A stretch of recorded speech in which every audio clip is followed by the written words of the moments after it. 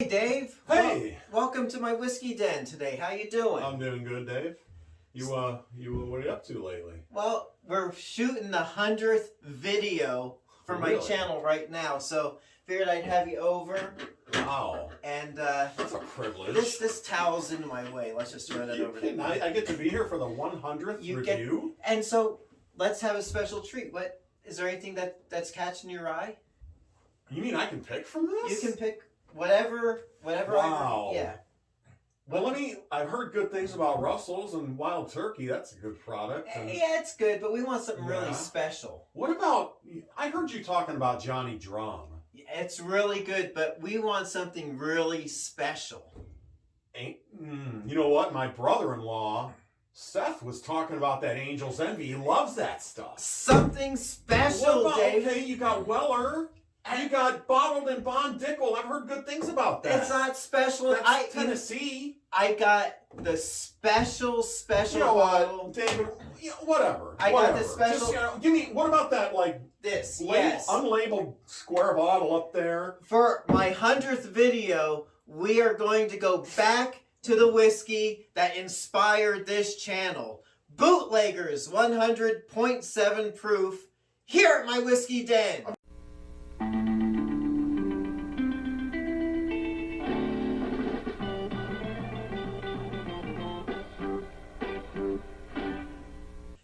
Hey everyone, it's David coming to you today from my whiskey den here in Central, how do you do it? Ohio. I say O-H and you say... I-O? Yeah. Is that how it goes? So we go O-H-I-O.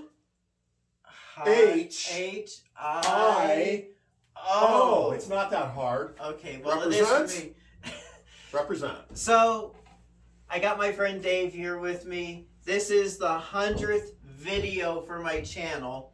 And Dave here and I are going to sample. We've already sampled this for the last few weeks. But this is a special whiskey because, well, this is what happened on my last review. Just watch this. Oh. That is good. It is so good. It's exactly how I remember it. So that was the reaction I had initially at the distillery at Bootleggers when I tried this stuff for the first time, and my wife was like, David, you gotta start doing YouTube videos. So amazingly, when you tried this, you basically had the same reaction. Yeah, it was overwhelming. I really can't put it into words. It's similar to when Brian was here on the tasting with us, where he was scrutinizing everything else we tasted, but then we told him just wait. And this is the one that he would just stop in the middle of what he was talking about and just say, oh, wow. Yeah. And he would stop. He had no words to describe how wonderful this is. And Brian, our other friend, Brian, would sit here and for 20 minutes, and we were finally like, just try the whiskey. Drink it already. So while I'm getting my fancy glasses out, I mean this is so special. We're using the Glencairn glasses. Bitcoin glasses, Glencairn glasses. So this is Tennessee whiskey. It's not bourbon. Yes. So you did a little research. Yeah, I'm new to this whole bourbon game. You know, I might look pretty old, but the truth is when it comes to bourbon and whiskey, I'm very young in my experience. As recently as 10 years ago, I thought Old Crow was pretty good stuff, and you will notice Old Crow is not on my shelf. I have recommended using it for brake parts cleaner. Right, or charcoal lighter fluid. Maybe. Right. Yeah, as long as you let it all burn off before it starts flavoring the meat. So anyway, we're talking about the difference between bourbon and Tennessee whiskey, which a lot of people don't realize. They just think it's two states apart, but the truth is that there's something called the Lincoln County process, which was spearheaded by Jack Daniels back in the day. Don't have a year. You can do some research. We've got an article here. It's all out there on the internet. Yeah, it's on the internet. There's an article here on Uproxx, UPROXX, And Zach Johnston, life writer for Uprocks, has a great article, and it's called, so that you can find it, because there's a lot in this article I'd love to share with you, but for the sake of time, I'm just going to tell you the title of the article here, and the title of the article is, Here's How to Tell the Difference Between Bourbon and Tennessee Whiskey.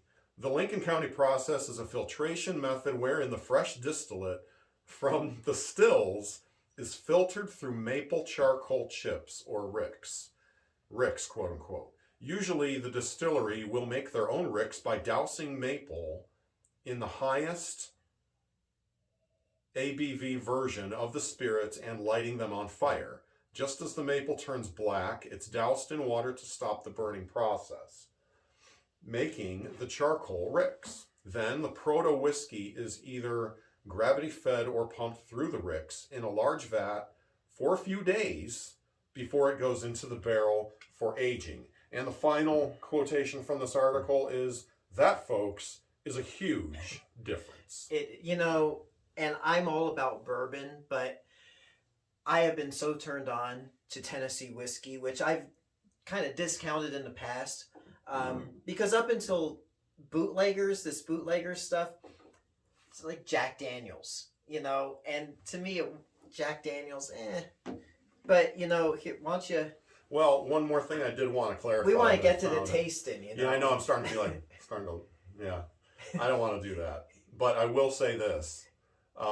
It says, just for clarification, this is also from the article that our friend wrote here. He's not really our friend, but we use that loosely. Yes, our friend the writer. Yeah. We don't want to plagiarize him. We've never met him. We're not, yeah. We don't even know if it's his real name. No, we don't know who he is. We just know that these articles are on the internet. Yeah. You know what? Somebody else wrote them. We can't take credit for this. If it's on the internet, it must be true. Absolutely. Absolutely. No, everyone fact checks the internet. Yeah. So it says, not all whiskey made in Tennessee is Tennessee whiskey, but all Tennessee whiskey has to be made in Tennessee. In Tennessee. So unless the distillate goes through the Lincoln County process, it cannot be called Tennessee whiskey. So. And when I was at Bootleggers, they're really cool down there, because I was like, we just came in from North Carolina. We were on a road trip, and I'm like, I love this stuff that you make here in Kentucky. And the girl at the counter was like, my wife was like, no, we're in Tennessee. I'm like, oh, I'm so sorry. And she's like, we're cool. It's cool. They're cousins, right?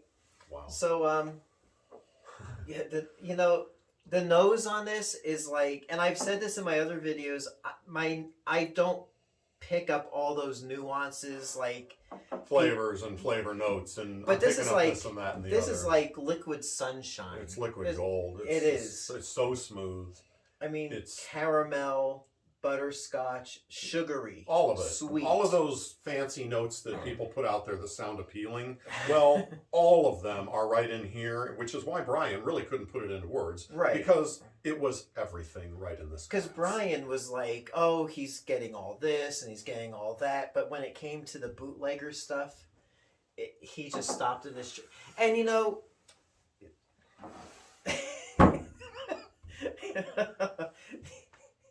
every time this is the reaction. Stuff is so good. Caramel. I get a little bit of that smoke on the middle of my tongue, and there's no real burn. No, there is no burn at all. It's like, and it's 100 proof. There's no burn. This is 100.7 proof, and usually in almost all my videos, if I can have the mash bill, I'll talk about the mash bill and the aging. But with this, you just sit back and enjoy it. You don't analyze it. Caramel. It's like caramel. I don't even want to say caramel corn. I mean, if you took like Werther's original caramels and melted it into a glass with a little bit of butterscotch and some really, really good like Tennessee whiskey. Yeah. That doesn't even come close to what this is. No, it's just like, it's candy in a bottle. It is, and it's so smooth. And the flavors that you're talking about, I guess it's, I can't even define the flavors. It is so. I guess caramel is the one that Yeah. pops out, but it's not overwhelming. It's not like you feel like you're drinking caramel. It's just a note. Yeah. So, and then like if somebody took one of those Werthers and like melted it down and burned it and got a little bit of caramel smoke. Oh my gosh. Do you think that's what was on the middle of your tongue? Yeah. Maybe? Because you get that. There is oakiness. There is that malt, which I'm getting from there. So you get a caramel malt. You're right. Type of deal. I love malt. Yeah. But so this is, let's say Dave and his wife are coming over for dinner. We're having steak. Yeah. And you start off with maybe, like a nice bourbon to start off the evening, maybe like a wheated bourbon with your appetizer and Which stuff. you would absolutely have to let breathe for a little bit. Yeah. Because that's the way they are. And then with your steak, you're having like something that's like meaty, like a meaty bourbon, like a 101 or like a wild turkey or something. And then to finish out the evening around the fire pit, you're sitting outside. Yeah. After you've finished your meal, after you've had dessert, and you're sitting around the fire and you just want to take in the moment. You're finishing out the evening. And be with your friends, and it be the most special thing that you could break out and share. That's what this is.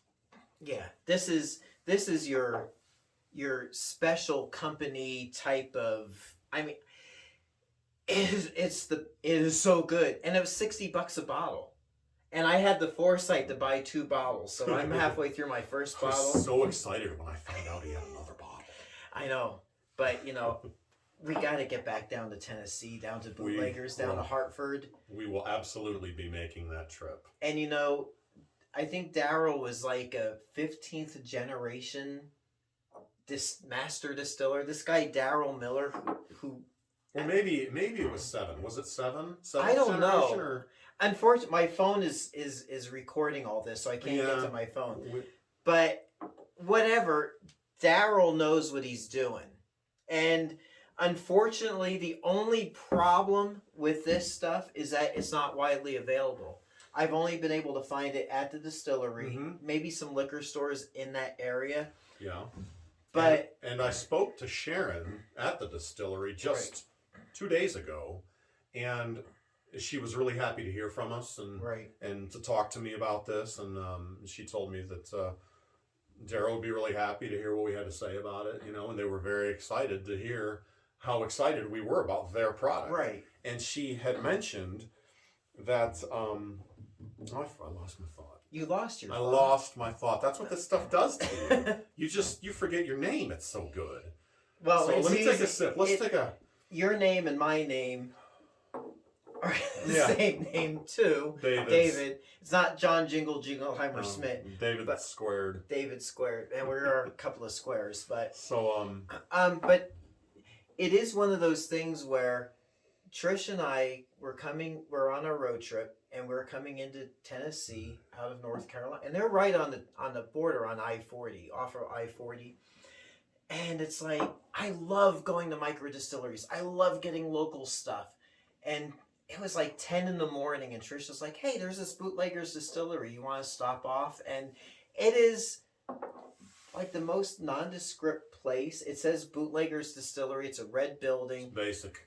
Very basic. But you people chase down like Buffalo Trace, and they chase down looking for the George Dickel bottled and bond and single barrel. There's so much hype over a lot of stuff. And there is a lot of good stuff, but I always love supporting local and supporting the small guy, and I am so glad we stopped by. And I just remembered what I was going to say. Well, then say it.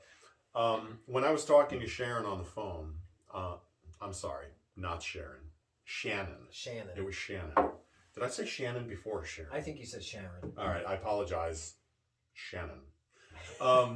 She had mentioned that they don't sell to other places. They don't ship their whiskey out to other places, except for a few local places right around that area. Right. Directly around the distillery, which I was really happy to hear about, because that means that it's so special that you need to make a trip there to get it. Yeah. And if you're not willing to make that trip to get it, then you don't deserve it. This is a sacred pilgrimage. Yes, this is so a sacred pilgrimage, and if you don't want to make the trip, then you don't deserve the whiskey. We live in Ohio, so it's like 7 hours for us. It's a 7.5 hour drive, but it's going to seem like 10 minutes. But if I was still living in California or Idaho, I would make a special road trip.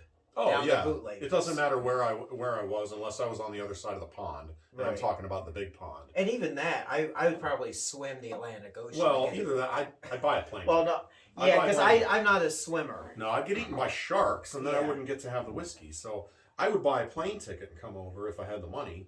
But yeah, I would have to say that it doesn't matter where I live in the United States, in the continental. Whatever, I would drive here to get this. Even whiskey. If I was in Alaska, absolutely, I would make the road trip. Yeah, doesn't matter, because it's nothing compared to how good this is.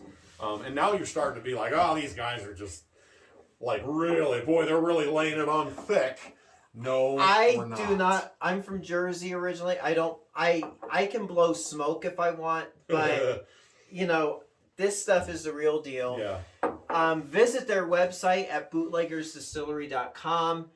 If you do happen to go to Tennessee or you're in the South, do not hesitate to stop by. And I mean, what's the name of the city that they're in right now? They're in Hartford, Tennessee. Hartford, Tennessee, yeah. Right on the border, right near the border of North Carolina and right along I-40. Yep, right 7 hours and 42 minutes from where I live. But I'm thinking about selling my house and moving down there. You know, Daryl, if you want brand ambassadors and you're willing to put us, well, I don't know if I want to move to Tennessee, but if I can get to Tennessee and get some more of this, and I'm not a rich person, so for me to sink $60 a bottle, this is special stuff. So we're gonna end it for now, and again, we really enjoy the Bootleggers stuff, and they also have an Old 15th. They specialize their moonshine, and it's really special stuff. And if you have a local distillery in your area that you would like to support, you know, let us know where you're at. Tell us who the distillery is, and who knows, maybe we'll be able to get some of their product and review it here as well. So until next time, it's David and my friend David coming to you from my whiskey den here in Central Ohio. I hope your next pour is your best pour, and we'll catch you later. Thanks again for watching. Hey everyone, if you like what you see, please like and subscribe so you can be notified of future videos as they drop. Thanks for watching.